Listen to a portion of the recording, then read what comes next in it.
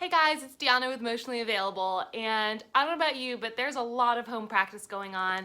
Whether you're following along with the amazing resources on Instagram and Facebook and all the live streams, or coming to YouTube or your favorite teacher's website for classes, there's just a lot of push for home practices. And I don't know about you, but one of the reasons why I find it hard to do a home practice is because I really want yoga to be this sacred space, this like precious time in my day to like be zen and perfect. And I don't know about you, but that's just not working for my day-to-day life right now. So I was thinking about my home practice and what's genuinely in my house that might help my home practice. So this is a props video about some good and also kind of some silly props that you might be able to use, and to just prove that there's a lot of resources all over your house and it'll only make your practice more and more your own. And I think that's what is so sacred about yoga and exciting about your practice, is that it's yours and it's really special and it's personal. So props. I don't own a block and I don't own a bolster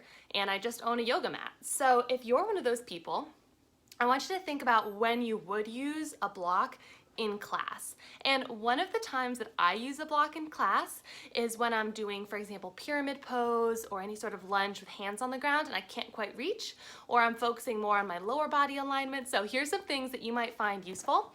I have my entire collection of Jane Austen novels. So we have Persuasion, Sense and Sensibility, Manfield's Park, Pride and Prejudice, and Northanger Abbey. So this placed under your hands could be the perfect little boost to help get your body and your hands a little higher off the floor and therefore bring the floor to you.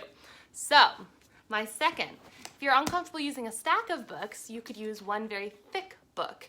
And here I have What Great Paintings Say. So using one book is nice because you know they're not going to slide around, and I would recommend hardcovers if you can. What I don't think we should be doing with books is putting them vertical on the ground. That makes me a bit uncomfortable for safety. So if I were to hold these books this way, there's a lot of slipping and sliding. And the whole point of props in your yoga practice is to bring the floor closer to you, to add value to the pose, and to make adjustments that really feel right in your body and feel better. So if at any time you're using a home prop that doesn't feel safe or stable, find a new one. It's not worth it. So also with hands on the ground, sometimes there can be a lot of pressure on the wrists. And so if you're experiencing any wrist pressure, you can always just roll the top of your mat towards you and then place your hands on that, especially for extended practice in tabletop or downward dog. I know that a lot of fitness videos love to put you in tabletop and do lots of like glute work and things like that, but you can get your very favorite hand towel and place it right under your wrist, and I think that's a really nice elevation to relieve any wrist pain. I have a crummy towel that you could use, but also if you have some beautiful decorative towels that you never ever let you or your roommates use because they're too beautiful, your very clean yoga mat might be a nice opportunity for these little hand towels to shine.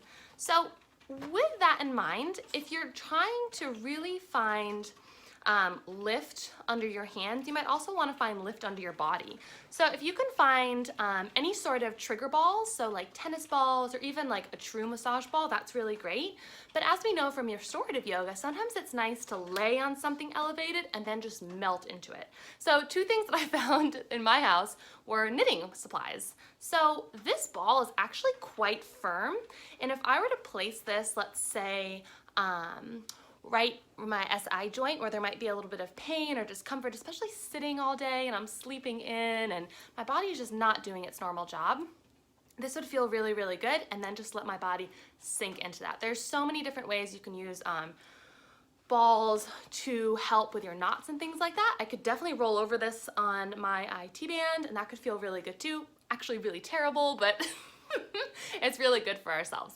This is also good if you want to place it along the spine. I sometimes get uncomfortable placing really hard items underneath the spine because I think that's just a little bit too sensitive.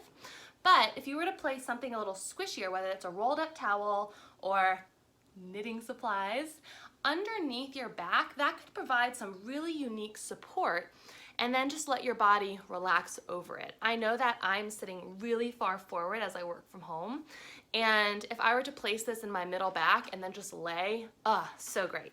So as you're laying on things and maybe considering restorative yoga, you can always just use a good old-fashioned blanket or a pillow. And I find that when I'm doing, for example, assisted bridge, if I just stack a bunch of pillows underneath the back of my pelvis, I can really use that.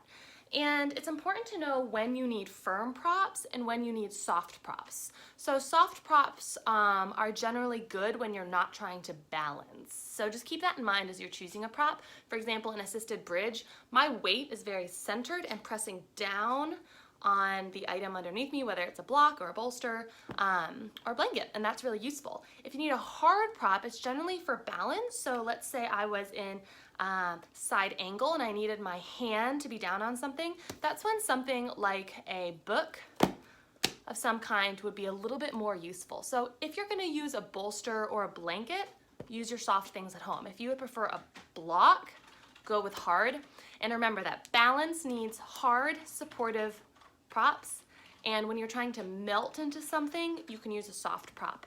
So some more lighthearted and interesting items that I found was this Arizona tea, and this is a really great thing to use while you're trying to do any sort of strength exercises. Obviously, I'm a little bit more in the yoga mindset right now, but if you could add anything that you can hold, even something as light as a towel to provide more tension, you're gonna find that your warrior poses could be really extra strengthened. Just be careful with anything with a liquid that your top is on really tight, and know that as you move, the liquid's gonna slosh around and change the stability of the item, which could be a really great challenge or not such a great challenge. So make sure you keep that in mind.